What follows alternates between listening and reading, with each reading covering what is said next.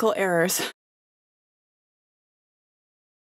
This week's episode of Supernatural was Caged Heat, and it should have been renamed What the Freaking Crap?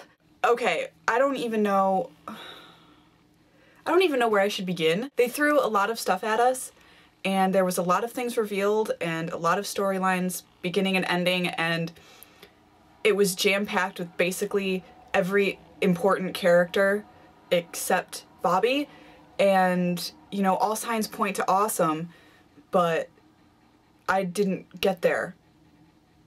I had a detour or something because, you know, it had everything in it that I should have loved, but I just left the episode feeling like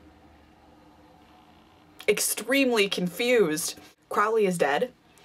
Castiel flambéed him. I wasn't quite expecting it to go down like that. So on the one hand, I'm glad that he's dead because I didn't buy him as the big evil, but now it opens up who the heck is. And the reaction to Cass just up and burning the bones was interesting. Maybe Castiel has an ulterior motive, like what's his agenda? He's fighting with Raphael to become the leader of heaven. Isn't that what we're supposed to get out of this? So isn't he technically the angelic version of Crowley? Maybe he has ulterior motives and might turn on them eventually. We would never see that coming, so I figure if they want to pull another twist-a-roo, he would be a really good character to do it with, but, you know, do you want to risk us not liking Castiel? Because he's kind of golden. You stick him in his... The glare's coming off on my glasses. Yeah, Meg. Flippin' Meg. The whole her macking on Castiel, that should probably stop happening. That is weird and uncomfortable and just plain creepy. I don't understand that. Is she like Ruby 2.0? Is she like... They're working with her, they worked with her. It's very Ruby-esque. They even had her on the same torture chair that they had Ruby on with the same knife. We were correct in assuming that Crowley was holding Mary over Grandpa Campbell, but it wasn't quite done in the way I thought. Like, I got really excited. I was like, it's gonna be Mary, it's gonna be Mary, and then it was, and I was like, yes! I thought we didn't know where Mary ended up, you know, in their old house, way back in season 1. We're saying that Mary destroyed herself to save Sam and Dean. So I thought that Mary was kind of gone. And Grandpa Campbell's whole deal, he says to Dean, he has the nerve to say to Dean, who are you to me? Who exactly are you supposed to be? You chose your brother over your mom. Okay, excuse me, she made her choices. Sam was marked because she wanted to save John back in the day. He doesn't know his daughter very well because from what we've seen of Mary, she's a lot like Dean. If she were to come back knowing that Grandpa Campbell essentially chose her over Sam, she would flip her crap. She'd flip out.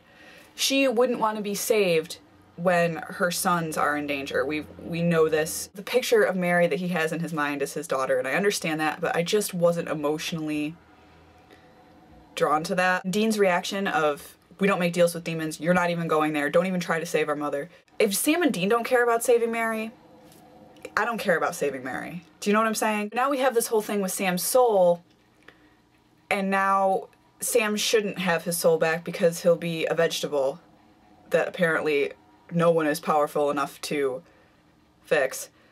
And so now it's a bad thing if Sam gets his soul back, so he's better off without it. What are we fighting for? What are we fighting for? There's no apocalyptic battle, there's just nothing. This episode was a game changer, for sure.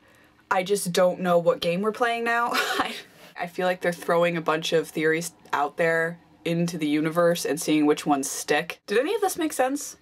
I mean, it made sense. I could follow the episode, but I'm saying as far as what we've seen in the past story-wise and, you know, where we thought it was going. I didn't hate the episode. I mean, obviously, it's gonna give me and everyone a lot of stuff to ponder. I'm just, like, tripping out. I don't really understand any of it, really, at all. Supernatural, yes, it's cool to watch them kill things and fight bloody battles, and all of that's awesome, and the gnarly demons and stuff, of course, and the you know, the dialogue and stuff is always fun, but, you know, what keeps you coming back is the emotional parts. Dean, like, fighting so hard and to save his brother and to save the world and trying to do the right thing, and Sam being pulled between good and evil and all these strong emotions, and just, I'm not emotionally into this. They're not emotionally into this. I mean, they're just like, psh, It was nice to bring Mary into it because it was a little emotionally charged. Grandpa Campbell was charged, Dean was charged, and it was nice. It was just for like a second. Supernatural had its emotional center back. I don't know where their emotional center is. I mean, I don't know. What is the end game here? We're almost halfway through the season. They weren't really saying anything, and when they did, they were just repeating what they'd previously said in other episodes. It was kind of, do you even want your soul back? How can you say that? Of course I do. We're working for Crowley. How are we working for demons?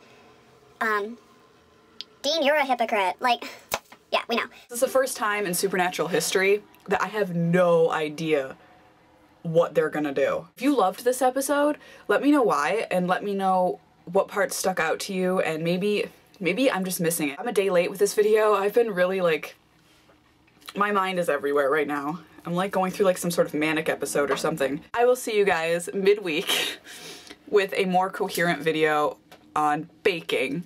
Thank you for bearing with me on this. Thank you. Thank you. Thank you. Right there, you. God, you're hot and sexy.